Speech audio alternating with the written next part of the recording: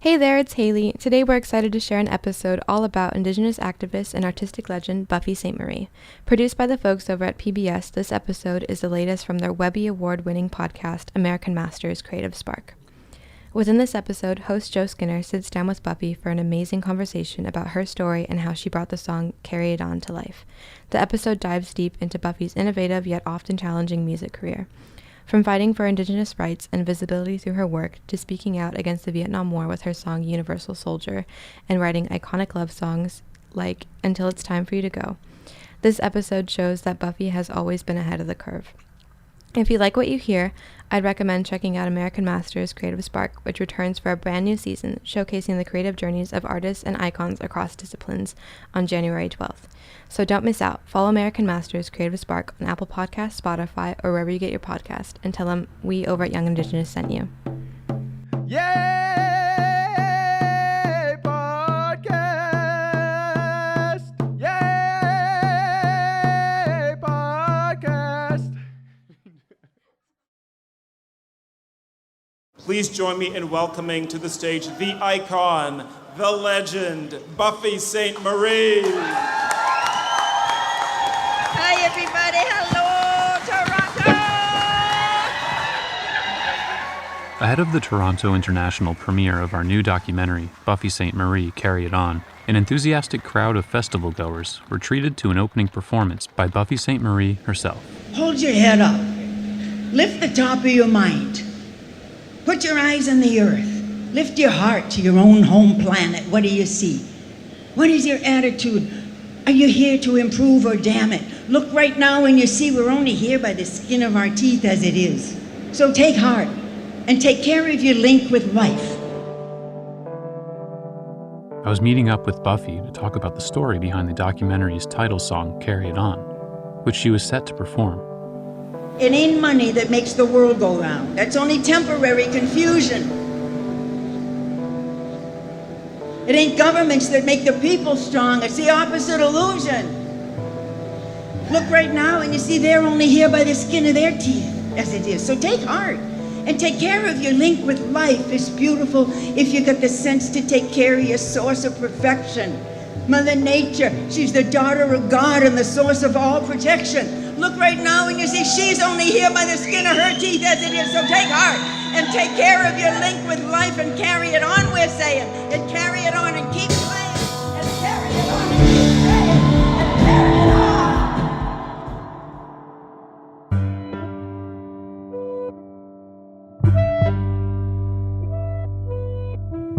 on. I'm Joe Skinner, and this is American Masters Creative Spark. In each episode, we bring you the story of how artists bring their creative work to life. Today's focus, Cree singer, songwriter, and activist Buffy Sainte-Marie on her song, Carry It On. Carry It On is the final track in Sainte-Marie's album, Power in the Blood. It's her 15th studio album, and it won her the Polaris Music Prize in 2015, beating Drake, among other nominees, for Canada's top music award. I sat down with Buffy Sainte-Marie to learn more about her creative process and what she had to overcome in the music industry to bring this song to life.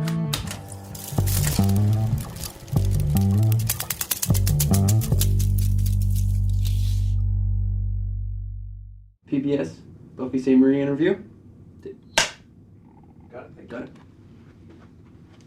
This is a chance to really kind of try to unpack Carry It On and some context around it. But you do understand that I don't remember. That's totally fine. We'll work our way I mean, it was through 1974, I can't remember. A lot of people don't know that I wrote Carry It On around 1974 sometime. I had a different title for it. I called it Look at the Facts. But then the fax machine came along. Look at the facts? This can't be good. So I changed 4 words in the song. Instead of saying look at the facts, I said look right now. So here was a song that I had written in 1974, and the world was different then. The world was not thinking about environmental issues at all. But I had airplane tickets and concerts in fancy cities all over the world, and then I'd go to Indigenous areas in the country. And I could see environmental disaster coming. Many people could, but it wasn't in the headlines yet and the public wasn't aware of it. Okay, so now, years later, the world is ready for it. Hold your head up, lift the top of your mind, put your eyes on the earth, lift your heart to your own home planet. What do you see? What is your attitude? Are you here to improve or damn it? Carry it on in terms of climate change, yeah, it's definitely right on, but it's bigger than just climate change. It's life itself that we're talking about. The environment itself is not just climate and climate change. Our problems have been similar, and they've been around for a long time, since before the Old Testament. Bullies are nothing new. Greedy people are nothing new. But we have survived that. The alternatives to that are nothing new. And you can be on that side. That is a thing. Greed is not the only thing. Business is not the only thing. When you focus on its opening verses, this message in Sainte-Marie's lyrics becomes clear. Hold your head up, lift the top of your mind, put your eyes on the earth. Lift your heart to your own home planet. What do you see? What's your attitude? Are you here to improve or damn it? Look right now and you see we're only here by the skin of our teeth as it is, so take heart. And take care of your link with life. It ain't money that makes the world go round.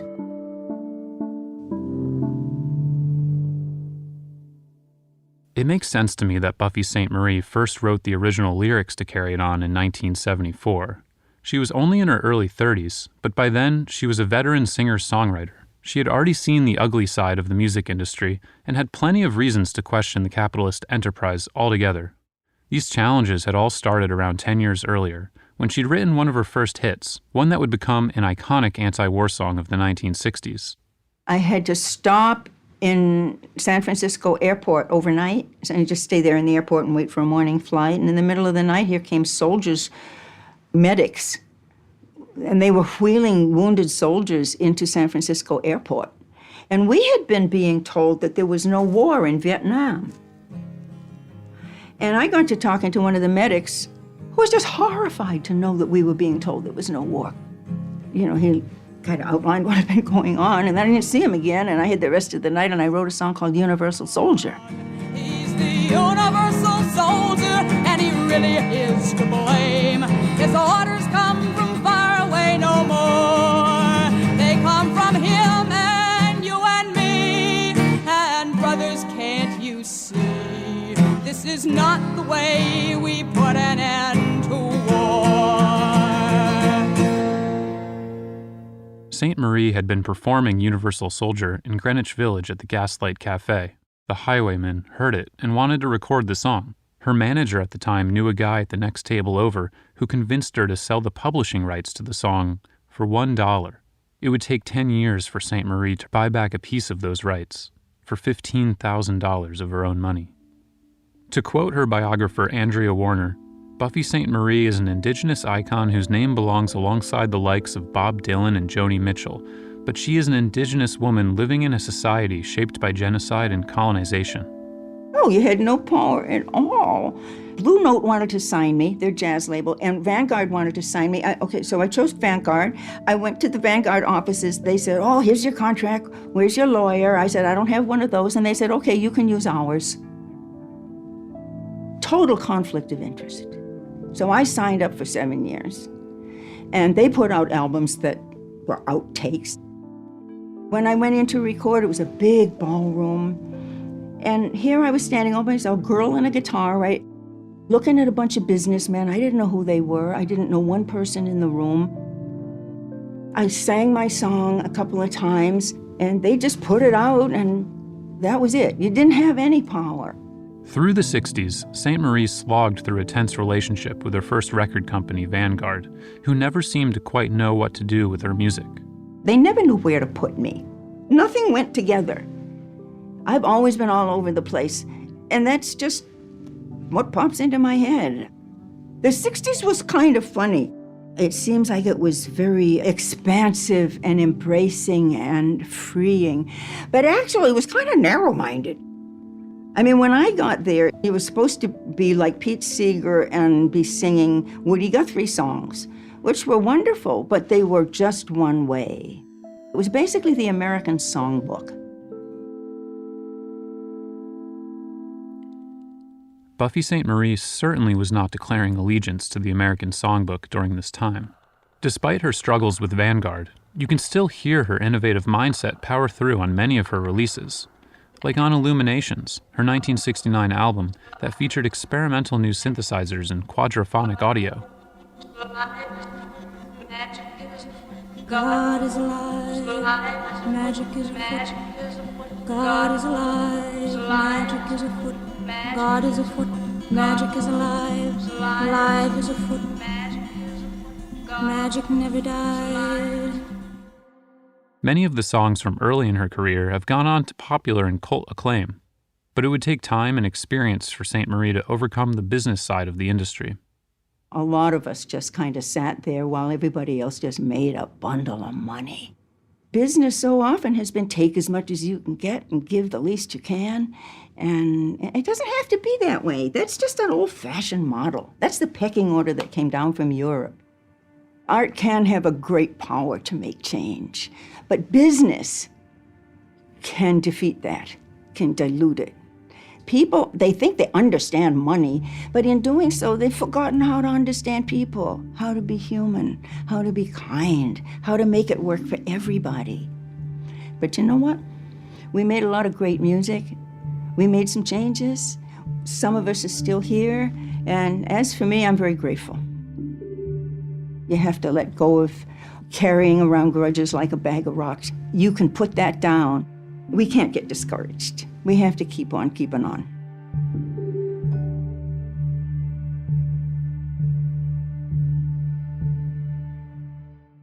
As the decades passed, Buffy Sainte-Marie has built a space for herself to make the kind of music she wants to make, and has earned her place in music history.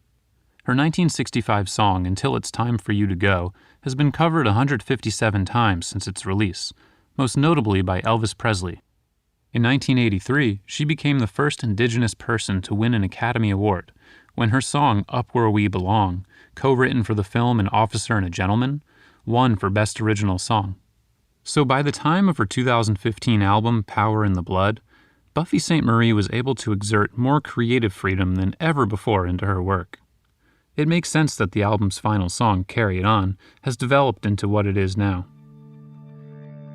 There's a lot more of the real me in my records now than there could have been back then where I had no say. Hold your head up, lift the top of your mind, put your eyes on the earth, lift your heart to your own home planet. You know, it's really kind of uplifting and medicinal. It's like a little medicine song.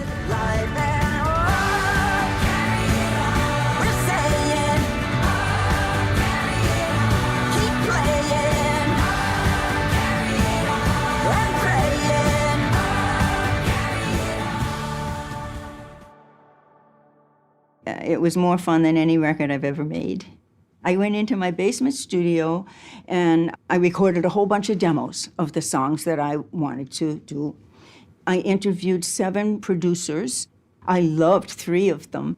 So all 3 producers received my demos and I said, choose the ones you want. I had control of the seed itself, you know, not just the song, but I sang it into my own microphone, and I got it as far as I could take it. I'm a terrible bass player, so I always have to replace myself. But, you know, I got the idea across to the producers, and then they took it from there.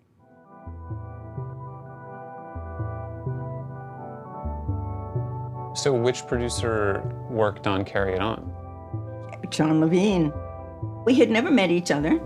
We both showed up at the Orange Room studio in Toronto, and we got to work, and he had hired Max Kennedy Roach, who was just a fierce drummer, and Justin Aberdeen for electric and acoustic guitars. And John himself was playing keyboards and programming additional drums, and it was just fun. John, he got the music, and it was quite new to him. I don't think he was real familiar with me, You know, he makes hits, and he's a great jazz artist. He didn't know anything about powwow, and of course Carry It On has powwow at the end. For listeners that might not know what powwow music is, how would you define it?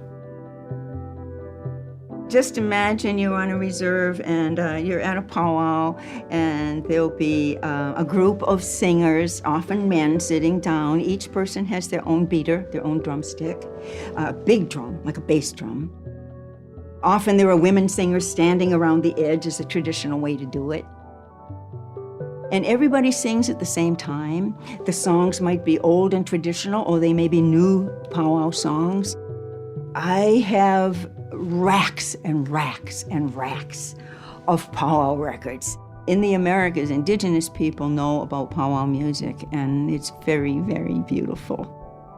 Every powwow singer and we all know that Buffy's not a powwow singer, but I'm influenced and dearly love powwow music. And often I sing something I call powwow pop.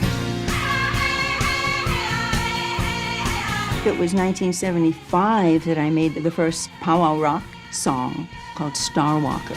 Star Walker, he's a friend of mine.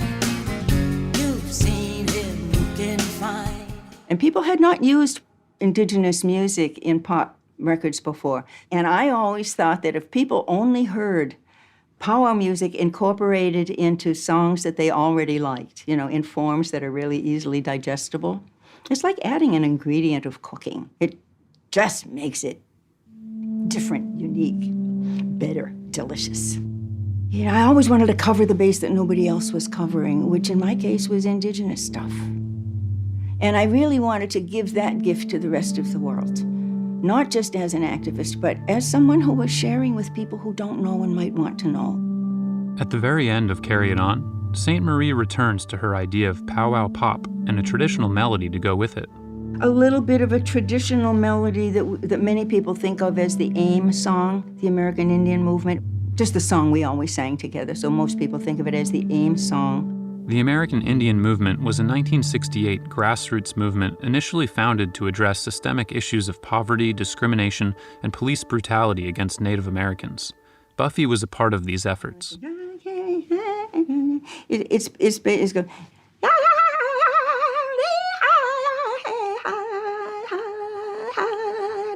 You know, it's longer than that, but that's the idea of it. And I just felt like singing it. It doesn't have anything to do with reading and writing music. I just hear it in my head. It's the dream side of the brain.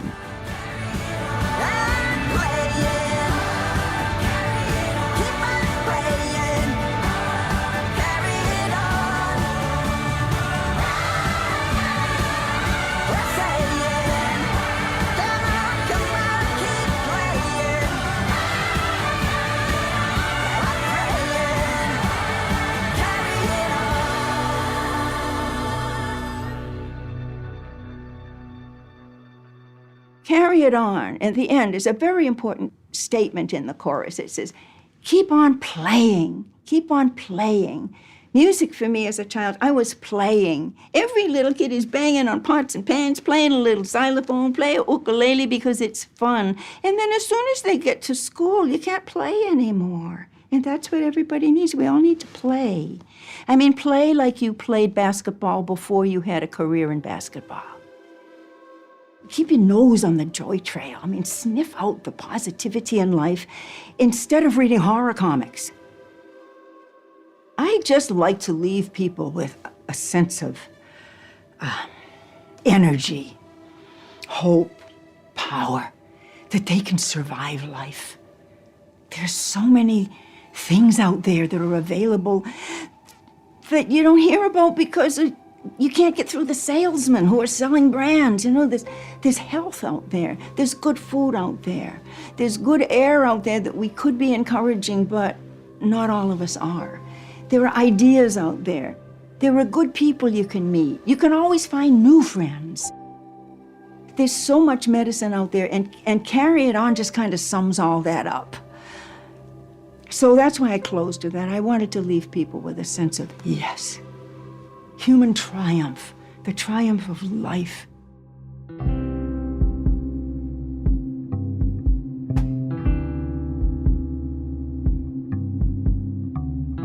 thank you to Buffy Sainte-Marie for her interview and for letting us into her creative process and inspiration.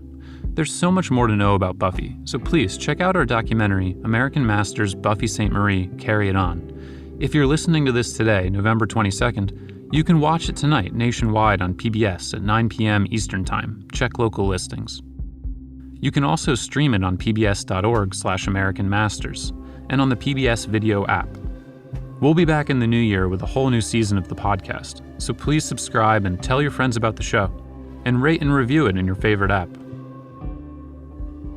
American Masters Creative Spark is a production of the WNET Group, media made possible by all of you.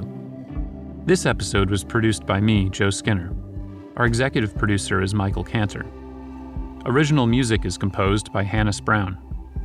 This episode was mixed and mastered by Josh Broom. Funding for American Masters Creative Spark was provided by the Rosalind P. Walter Foundation, the Taya Petschek-Irvolino Foundation, the Anderson Family Fund, Sue and Edgar Wackenheim III, and the Philip and Janice Levin Foundation.